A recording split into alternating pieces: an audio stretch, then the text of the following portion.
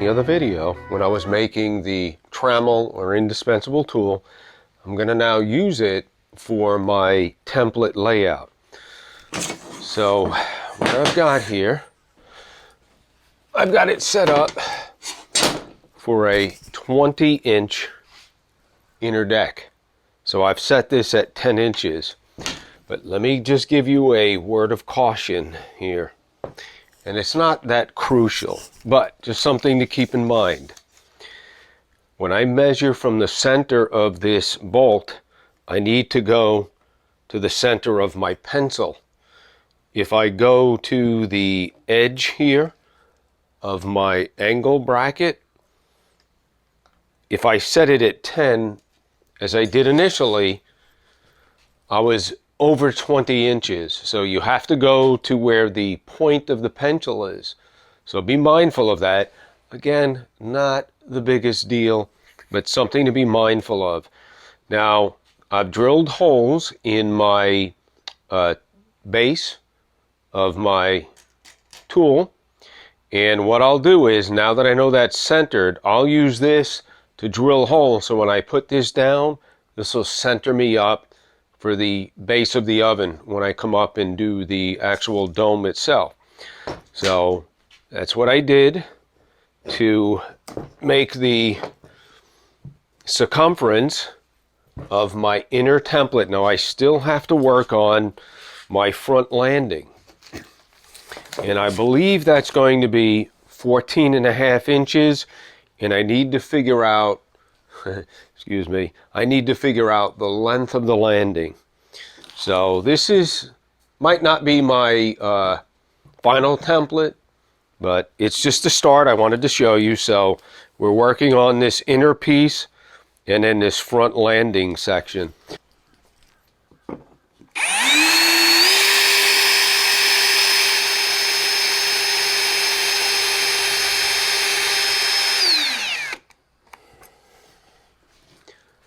I love it when the battery dies out. Let me swap them.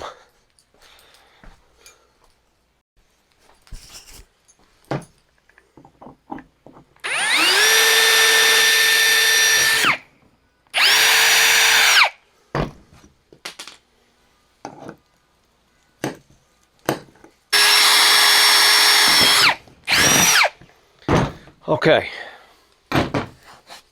Now, let me explain why I did that. When I lay this on top of my oven deck and trace out my bricks, once I lay them out, I'll put this on top of my bricks, I'll trace my lines, and that'll be what I'll cut my bricks to. So then I can put that down and come along the outer edge here with my first course standing up.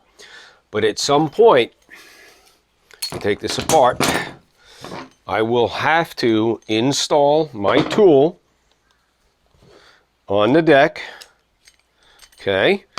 And rather than trying to figure out what's the center, I've already got it. And there it is right there. So what I typically do is I'll drill a very small hole, and I'll use this template to mark each location, then drill into the brick, and then I screw this down with a self-tapping masonry screw, very small one. That'll then give me my center as I go around and lay my brick all the way up. While I'm at it, let's talk about some of the science of a brick oven, right? There's a lot of debate out there. There's a low dome, so the way I have this set up right now, if I'm set at 10 inches, I'm going to have a 10-inch dome. Okay, so for the 20-inch deck, I'm saying in theory that's a high dome oven. Obviously, this is a very small oven, so it doesn't seem very high. But if this was a 32-inch oven, or 36, if it was 36, you'd have an 18-inch high peak in the dome. Okay, that is a high dome versus if I went 36 inches and had a much lower dome, maybe at 12 or 14 inches, okay? So in theory, the lower dome, it's going to heat up quicker and force that heat down a little bit better. And I would say that scenario is probably more ideal if you just want to do Neapolitan style pizza and you're hung up on cooking it in the authentic time, 90 seconds, 60 to 90 seconds. I hear pizza aiolis talking about 1 minute or 90 seconds, a minute and a half. My ovens, I do a lot more cooking other than that, so I prefer a high dome. So yes, that might not be an authentic Neapolitan pizza oven, but this one's being extra small. I'm going to have 20 inches. I need 10 inches because now I've got to calculate about 60% of my height. So if I have a 10-inch and I go 60%, I need 6 inches technically in the arch height if I'm keeping the geometry correct. My problem I have here is, well, I picked a great location. My problem is the Dutch oven that I want to get in here, I think it's a little over 7 inches high, so I might have to break some rules here. But again, that's okay. I'm going to overkill as far as heating this oven up with it's a 3-inch inner diameter jet burner. It's going to be too much, so I'll probably have to regulate it down. So again, I know there's the proper geometry and percentage of openings. I'm probably not going to adhere strictly to that. I'm going to get as close as I can. But remember, my goal is I wanted a countertop oven that I could quickly heat up, cook some stuff, roast it off. Even if I did a pizza, look, some of my pizzas upwards of up to 3 minutes. And I'm okay with that because they're still fantastic. Might not be a certifiable Neapolitan pizza, but I'll take it. I'm not a professional pizza aioli either. So forgive me for not sticking to the rules, but my oven, I get to do what I want, and it's very specific. I want to be able to get in my 5-quart Dutch oven. Okay, enough of that. Let me go back here now and finish my front landing.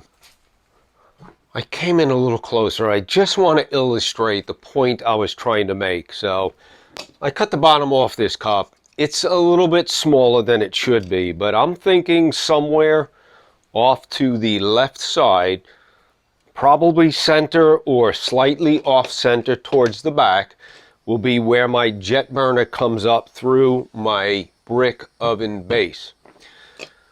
That's this line right here, or circle. Now, this is the Dutch oven. I wish it didn't have this on, but this is a tough one to get the lid off without a handle.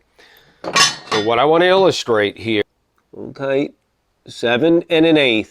So to give myself a little wiggle room, I probably need the top of my dome, somewhere in this area, to be about 7.5 inches.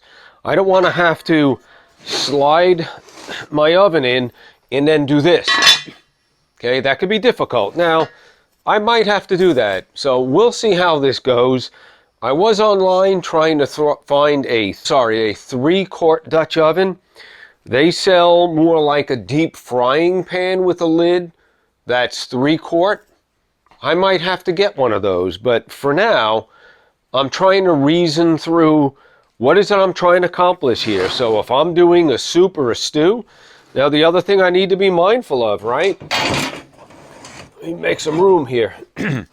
Is if I'm here, this is just approximate, over here, you know, I've got to figure out how close to the side am I going to get, because the brick's going to come up and come inward. So if I'm 20 on the bottom, as far as my diameter, I'm going to start to lose that. So I need to figure out when I'm sitting, again, how far off the back, because remember, it's going to come like this, right?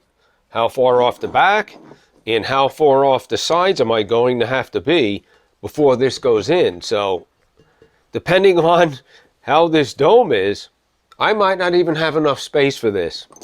And if that's the case, it is what it is. Because again, I'm trying to build a very small countertop brick oven. I was going to do 18. I've decided on 20 for reasons like this. I wanted to be able to get in a roasting tray so I could sit it right in here. Anyway, that's just some thoughts. So now I've got to figure out my width. I think I'm going to go with 14.5, and then I need to figure out the length of the front landing. All right, let me explain what I did to locate my true center. So I know 10 inches should be center, 10 inches from there. That gave me my center. From there, if I want 14.5, I need 7.25 and 7.25. I put my T-square on the edge of my plywood and I come up to my line right here. And now I can come to the front of the oven, and I'm just going to bring it all the way out because I don't know how big of a landing I'm going to have. Let me briefly talk about the templates I need for the base. One is a template that will be my front landing and the inner brick base of the oven. The next template, if I'm going to take a Firebrick, and I believe they're about 4 inches wide, I need to add 4 1/8, so my diameter will now be 28 inches. So to give you an idea, I need between the level and my square here of plywood to work with, and then I'll also have to make a wider deck or area here. So in theory, this is going to be 4 inches wider. Same here. Now the reason for the second template is that's going to be the base that I pour my insulating cement into, and I'm probably going to use a formula that has perlite and Portland cement, whatever the ratio is. So I can do a little more research there. I still have my 2-inch thick ceramic board or whatever it's called that I could use here. But again, as I said earlier, I'm not looking to have this retain heat overnight. So I think a 2-inch base, and I'll reinforce it with some thin rebar, will be the base of my oven. From there, I'll lay out my inner deck brick, and then from there, I'll have the 4 inches on either side to start my first course. All right, so the outer course will be up against this inner deck, the floor, and come up, and then from there, we'll start working our way up. We'll have our arch here. So that's kind of where we're at. That's the reason for these templates. After this, I need to save enough plywood to cut my arches. Otherwise, I'm going to have to buy another piece of plywood. So I probably should have been a little closer over to the side here. But this, if I rip this edge here, I might get enough out of this to help me when I make my form that I'm going to use to pour the cement into, and then I'll take the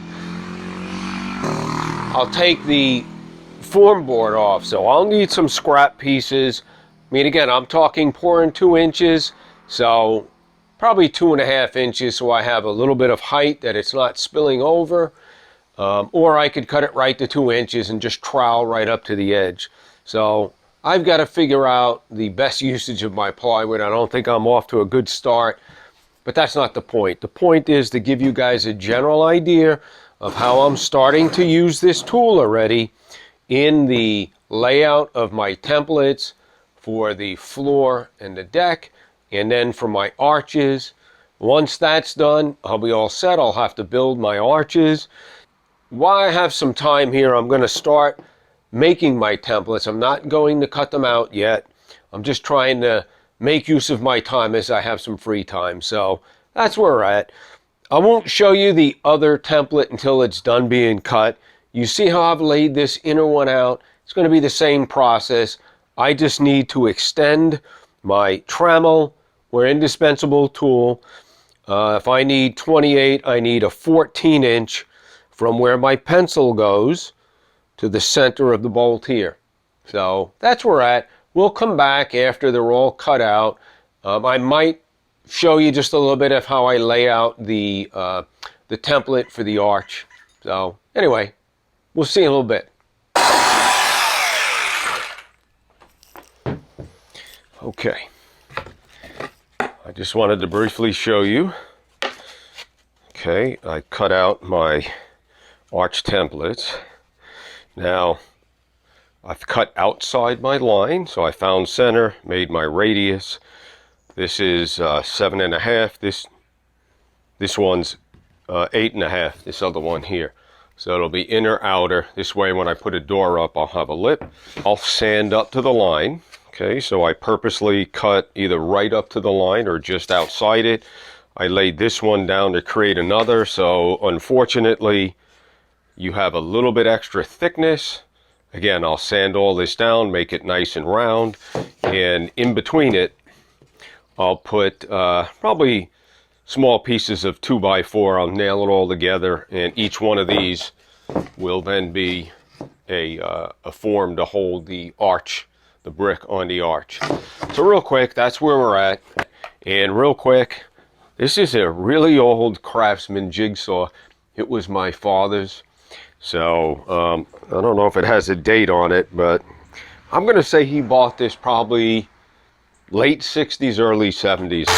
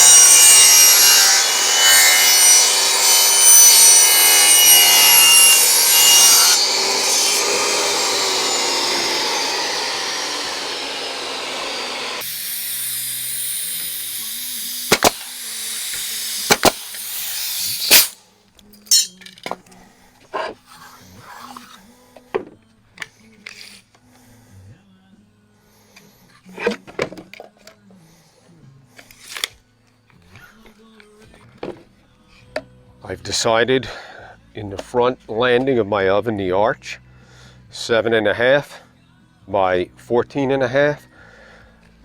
I'm going to just use one form. I'm not going to have an inner lip on the inner arch. Obviously in this area here, we need to leave an opening for the chimney. Because it's such a small oven and I don't have a large landing, I'm going to skip making the inner one smaller and the outer one larger, just for simplicity. I don't think I need it. I've never used a door on my other oven. I doubt I'll need it on this, but if I do, I can always make one that fits in, and part of the handle can be a stand. So it might not be 100% airtight. It'd be sufficient for what I'm looking to do. So arch is done, my templates are cut out. Just to recap, I used my trammel or indispensable tool to help me with the circumference. I have a little bit of sanding to do here, and I'll probably figure out my length of this front arch now that I have this template.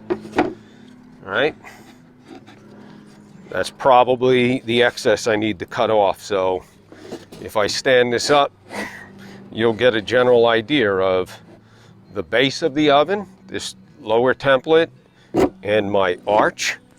There'll be a 2-inch arch here, a 4-inch opening for the chimney, and another 2-inch arch here. there's my lower base. It's 4 inches on each side, so it's 28 versus 20, so I need a total of 8 inches more. Now, on my landing here, I made it a 1/2 inch on each side, overall 1 inch too wide. I'll have to cut that back because now I'm not going with a larger front arch opening. So I'll just trim this back a 1/2 inch, and we've got all of our arches or templates and arch fabricated.